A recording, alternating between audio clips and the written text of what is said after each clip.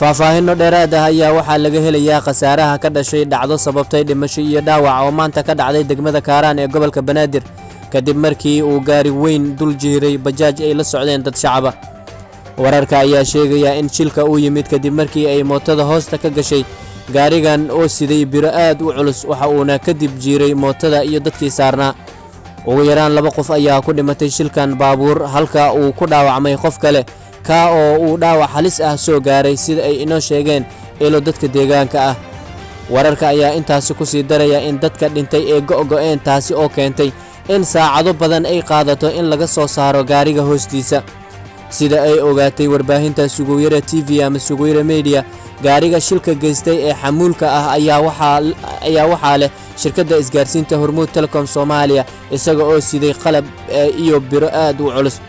dhacdadan ayaa sidoo kale saameyn ku yeelatay dhaqdhaqaaqa wadada uu muddo kooban hakad gashay waxaana shacabka ay saameeyeen gurmadkii looga baahnaa. sidoo kale waxaa goobta gaaray ciidamo ka tirsan laamaha ammaanka ee dawladda Soomaaliya kuwaasi oo gacanta ku dhigay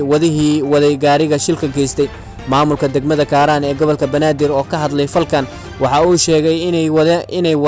wadaan baaris dheeraad ah kuwaasi oo ku aadan shilka dhacay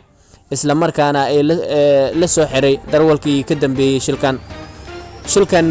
shilalka gaari ayaa badanaa ka dhaca caasimadda magaalada Muqdisho waxaana ugu dambeeyay aan iraahde shil habeen hore ka dhacay agagaarka Tarabuunka ee wadada aada number 4 ee marta Cabdiqaasim ka oo ku dhintay marxuum lagu magacaabi jiray Caadil ka oo kamid ahaa dhalinyarada isticmaasha baraha bulshada ee gaarka ah ee TikTok.